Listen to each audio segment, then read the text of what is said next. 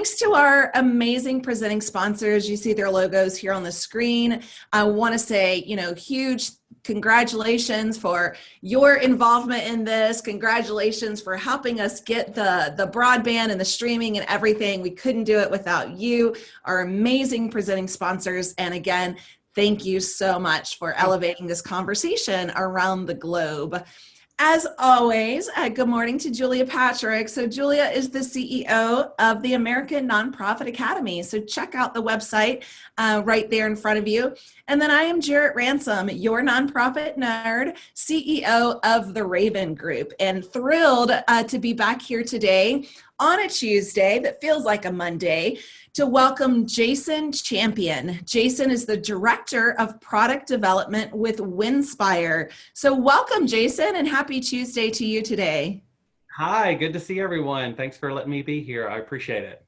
Absolutely. Well, we're thrilled, especially as dapper as you look, given that we're still, trying to get out of the summer.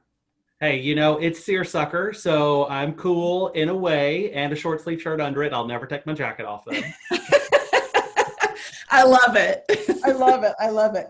Hey, let's start off with, what does Winspire do for nonprofits? I mean, we're kind of like backing up a little bit, but share with us what it is that you all do.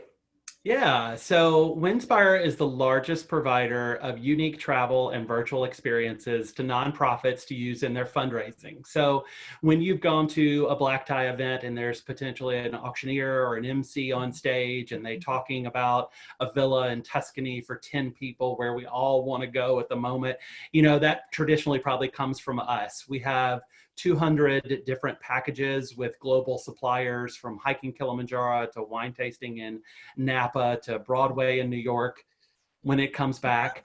So we work with, on average, about 17,000 nonprofits in a year, and we've raised close to $70 million in additional funds to help move our missions forward. Amazing. Yeah, it's a lot of fun. We enjoy it. The perks of the job are quite nice that I get to travel, so I don't mind that. It's been weird staying at home for the last 6 months though. So I bet. So because of that, and because of where we are, talk to us about the main changes in this virtual fundraising, because for all of us in our sector, we're used to the galas, we're used to the luncheons where we do see that kind of bidding up of these events and everybody gets really excited. If we've eliminated that and we've moved into the virtual environment, what's happening? Well, I'm super excited about the virtual world because, Julia, you and I were talking earlier, and I've created the hashtag Beyond the Ballroom because now your organization can be on a global platform and fight with the big boys like a Make-A-Wish or Habitat that are running national commercials. I think this is the time where organizations need to rejolt themselves, think through what they're doing to move forward. Is that big gala worth it anymore? Should they be doing smaller quarterly events? Should they do monthly, smaller, even donor engagement events? But moving into the virtual world, it's all about every second counts, because there's a reason Subaru, Apple, all these guys pay millions of dollars for a 30-second television spot, because they've got to translate that quickly for you to buy that new Toyota, Jarrett. And then if they don't, you're missing the mark. So nonprofits should think in that same form of, you're creating a beautiful experience that's engaging and every moment is impactful. Those ads work. I'm definitely going to say that, and I'm serving as an interim CEO for an organization, and it's a remote position. But what I asked them was this intended to be remote, or was this due to the pandemic? But the point of this is they have, program outreach, not only here in the state of Arizona, but also in Colorado Springs, Colorado. And so we're really looking forward to this virtual gala because it does provide that expansion of reach, right? Mm-hmm. Typically, you would have the gala in a ballroom. Maybe you would have to recreate it in the other state or the other geographic location.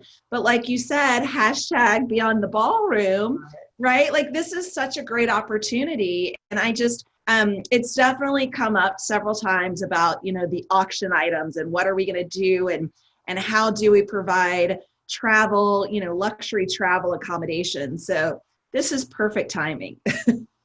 Yeah, it definitely is perfect timing. People have been pent up for a while at this point, and I will say, as hard of a fall as we took through travel and nonprofits, the rise is going to be even better because people have waited to book their trips. They're starting to call us again. We're starting to book trips into 2021, even into 2022, because we relaxed our booking policies.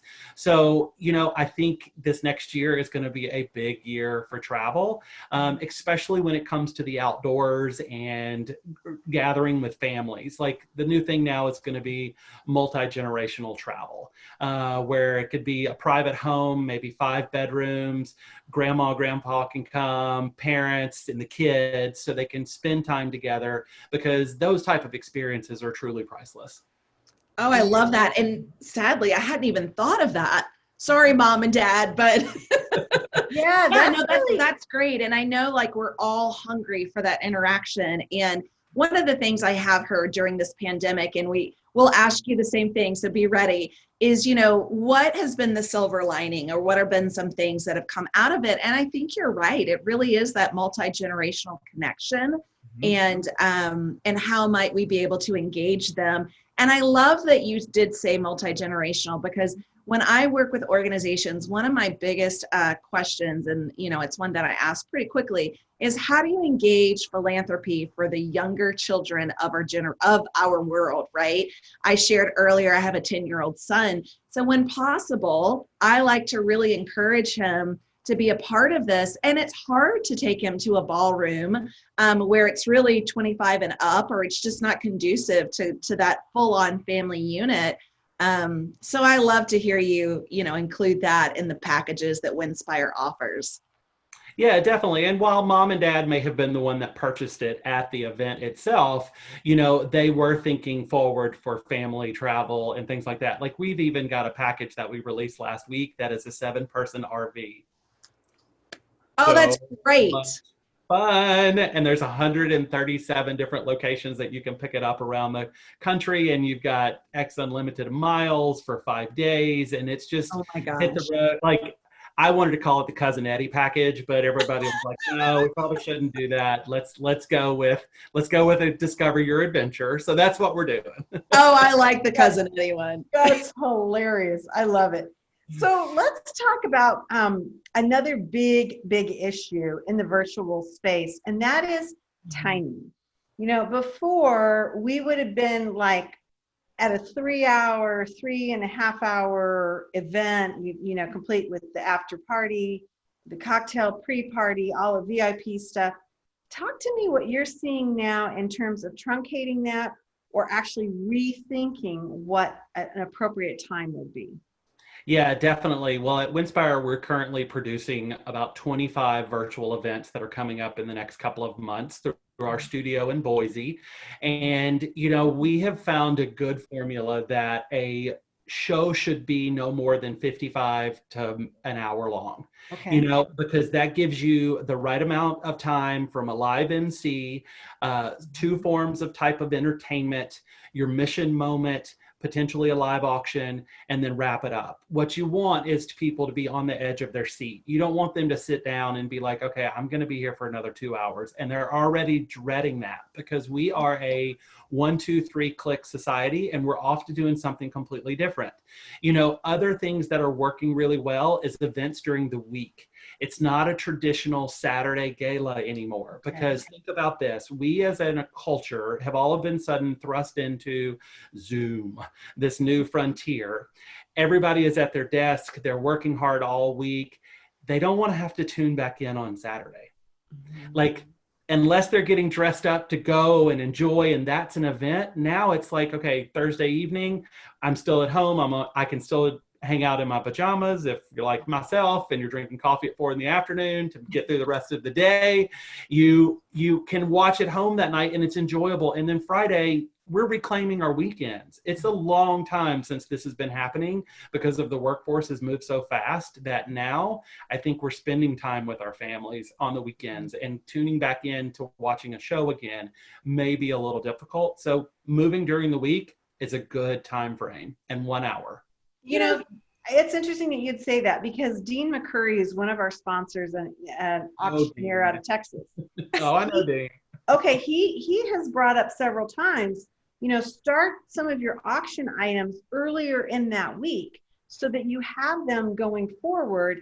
It's kind of elevates the conversation. It gets everybody excited so that if something happens and you're not there, or you miss something, you know, right at that point in time during your 55 minutes, you haven't lost it all. And I think that's a really good suggestion, because I love what you're saying about reclaiming that weekend. I think you're right. Yeah, I really do. Well, we've talked so much about burnout, you know, and Zoom fatigue and all of that. And so it was early on in the show, I want to say even Corona Chronicles, Julia, that someone had come on and said, you know, Friday is the new Saturday and Thursday is the new Friday. So we're really shifting what would typically happen in person to a weekday to accommodate some more downtime, or just some personal time, or just to be off your technology completely.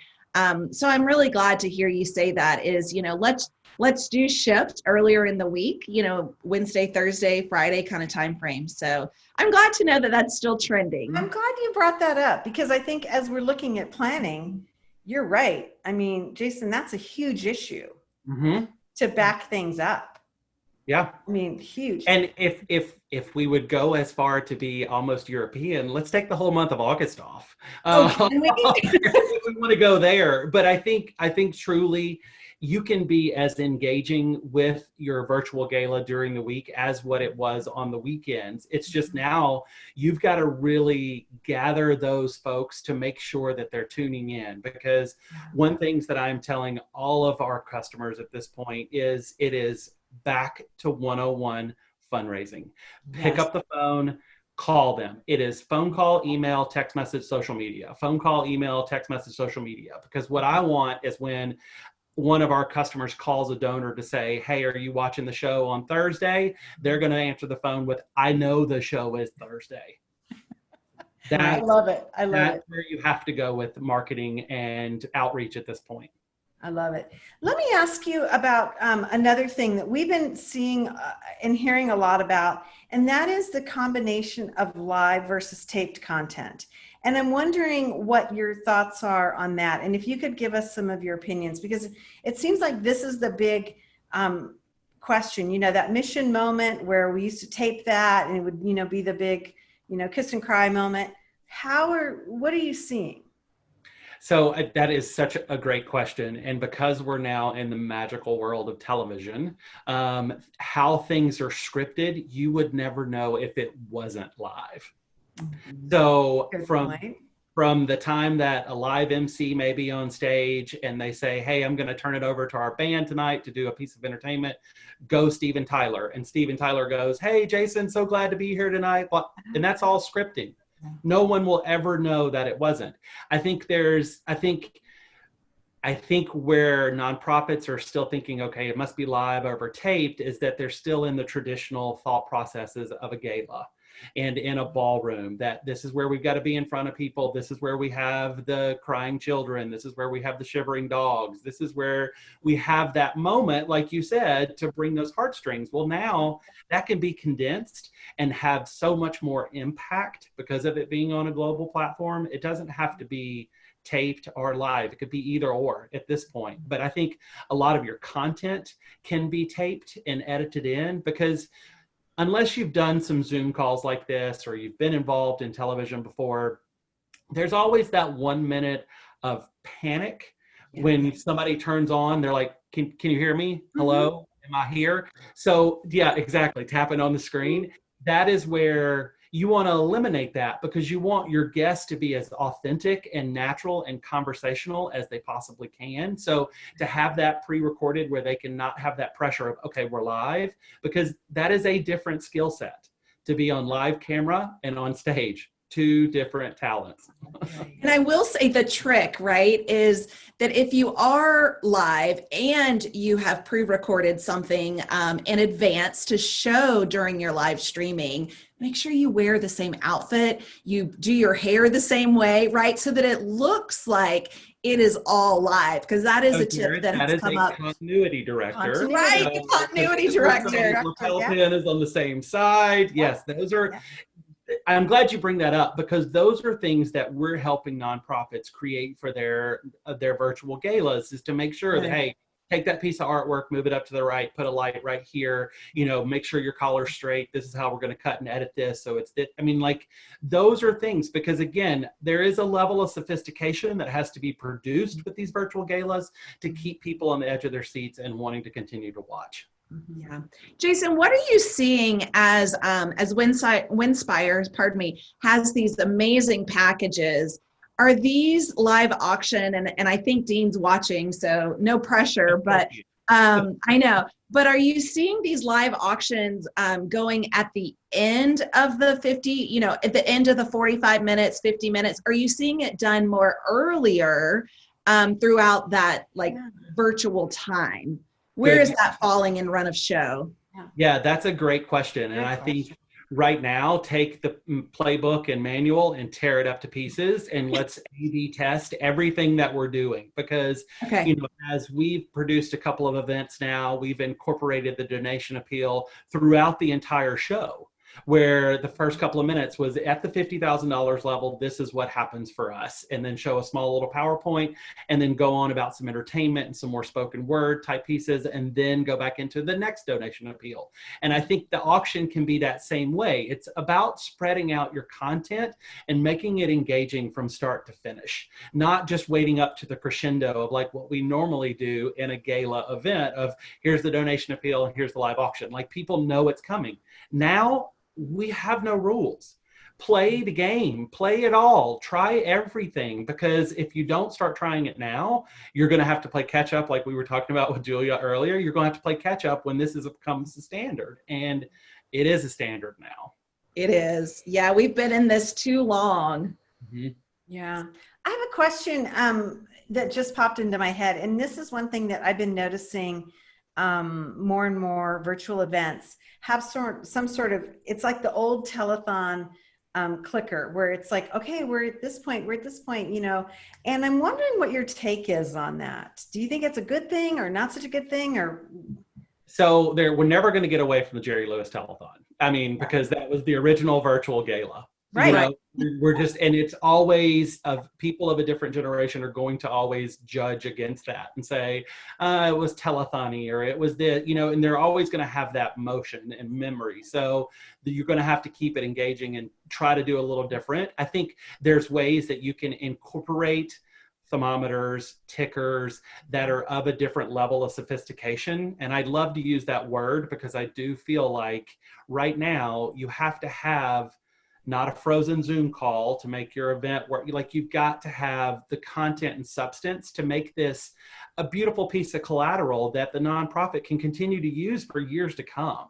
And you want your best representation in that show, because we're creating shows. That's what it is. So I think there's ways that you can do it, and it's subtle and sophisticated to continue to keep the mission forward, and it's not, dialing for dollars. Right. I love what you just said, and I don't know if we've had anyone else say that, and that is, this is content that moves you forward, that you can be playing in other ways and keep engaging people. It's not a one and done thing that I think so many of us who've done, Beyond the Ballroom, it's when the lights go out, you're done. You mentally are done. Yeah. And that's such a bad way to go.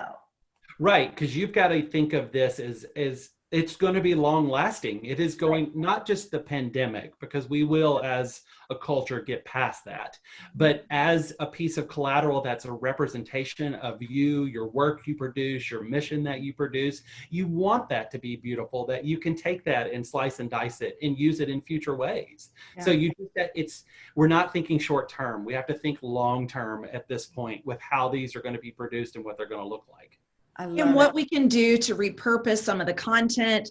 One of our guests they have their live / taped breakfast event that sits in perpetuity on their website. So in the blog section. So if you missed it that morning, it's still accessible and you can still log in. The donate buttons still work, right? So it's still very much an active campaign. And for me as a business owner, I'm constantly thinking, how do we work smarter, not harder? What are some of these ways that we can repurpose the content? And you're right, Jason, like we are creating magnificent shows in which many of those contents and the elements of the show can absolutely be repurposed in so many different ways. Yeah. Mm-hmm. And indeed it should. Well, it's hard to believe, but our time is almost up. And I told you this, Jason, I'm like, you're not going to believe how fast this goes. Oh, it does. I mean, it really does. So this is kind of the final big question. And it's asking you to take a lifetime of work and experience and kind of talk to us about how these virtual donors are now differently. I mean, how they're behaving differently and how we can kind of tap into that or maybe understand it. Because the things that we were doing that were starting not to be so effective, right? I mean, we were kind of already getting to the max point of our donor experience. What is that looking like for you? And what do you see moving forward? It's a big question. Yeah, it is. It is a big question. It's a loaded question. And it's my personal opinion, but it is going back to basics. Mm-hmm. And being able to engage people on a personal level. It's not a cut and paste type of situation anymore.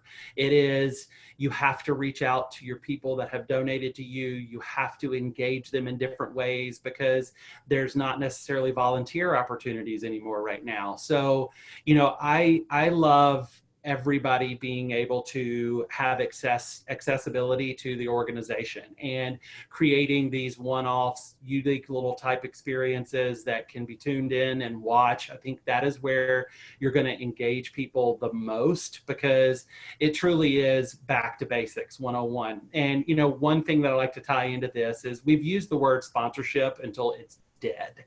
So let's change that and let's call it partnerships. Because you need to partner with people now and see what they want to do to bring to your organization, not just, hey, here's a $5,000 sponsor and we're listing you in a printed program and a PowerPoint. Let's listen to them and let's hear what they say. They may say, I could do $4,335 because that is what I know covers. Like, we've just got to stop thinking in our traditional form of fundraising and go back to what we started with, of picking up the phone and calling them. Amen, brother. I love it. Yes. I love it. And I think that is a definite show topic that we need to address. Solomon just wrote in, we have to debunk traditional special events. Also, a one-size-fits-all approach in this day when donors reflect greater diversity by age, gender, race, etc. It will not work. Love it. It's exactly what you've been saying, Jason. Mm-hmm. Yeah. Yep. It's a new day. Hashtag beyond the ballroom. That's speaking. I like it. I'll send you guys the invoice later. You do that. I'll make sure you have Julia's address. Please. Hey, you're the one that just bought a new car. So look, which is why I cannot do that. Right, exactly. That's right. We're not sending her any invoices. Well, this has really been exciting. I think that Jason, in the trajectory of you could have never envisioned this.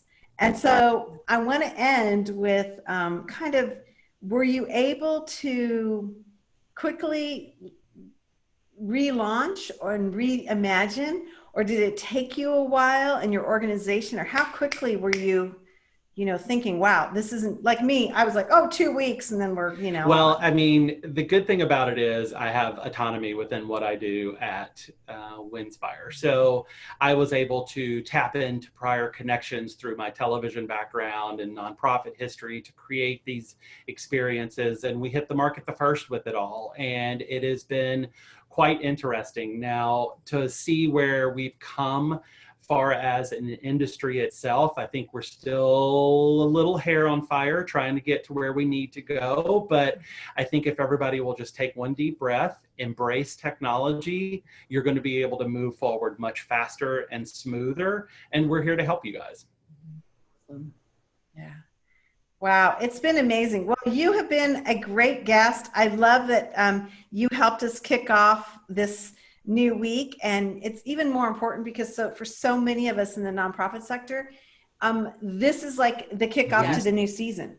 You know, we're going into that final quarter where we really have our big asks. You know, generally our services go up, and so it's such an important and critical time for us. And so to get some new approaches and new thoughts is something I really appreciate. I want to thank everybody for joining the Nonprofit Show today. Again, I'm Julia Patrick, CEO of the American Nonprofit Academy. Been joined by the nonprofit nerd herself, new owner of a vehicle. I'm super excited to see it. What color is it? Well, good color, good color. Jarrett Ransom, the nonprofit nerd. And we've had a really fun morning with Jason Champion joining us. You are the champion of doing exciting things in our nonprofit sector, Jason. So we've been delighted to have you here, albeit you've been in Key West, which has made me a little jealous, I have to witness. But it's been a lot of fun, and we hope you come back on to talk with us some more about the whole situation that we are all embracing or facing, which I think is a good thing. I actually think it's a good thing. So now's the time to make changes. We want to thank our presenting sponsors. Without you, we would not be here. We are so grateful for you, as Jared always says, to support and elevate the conversation that we have. We're the only national show, daily show going on in the country. So we're coming up on 150 episodes, and without our sponsors, we Ask and Answered, our Friday show is being presented by your part-time controller. Really exciting. We have a whole new format. We debuted it last Friday. It was a lot of fun. Here's how you can reach out if you have any questions for us. You can now send us a question on Twitter. Exciting. God bless Kevin Pace for taking care of that. That's right. I just got to say. But it's been a lot of fun. So go ahead and send us your questions, and maybe they'll get on the Friday Ask and Answer show. Again, the Nonprofit Show, another way to start off the week. Jason, thank you so much. Thank you. Well, thank you for having me. It's been great. I appreciate the work that you guys do, because if you're not out there screaming for these missions, who is? So appreciate the hard work that you guys put into this, and I'm very honored to be here. Well, thank you. Well, it's been lovely having you on, and we will see you back here. And like we really do every day, and I truly believe this with all my heart, we always end the show by saying, stay well so you can do well. Thanks, everyone.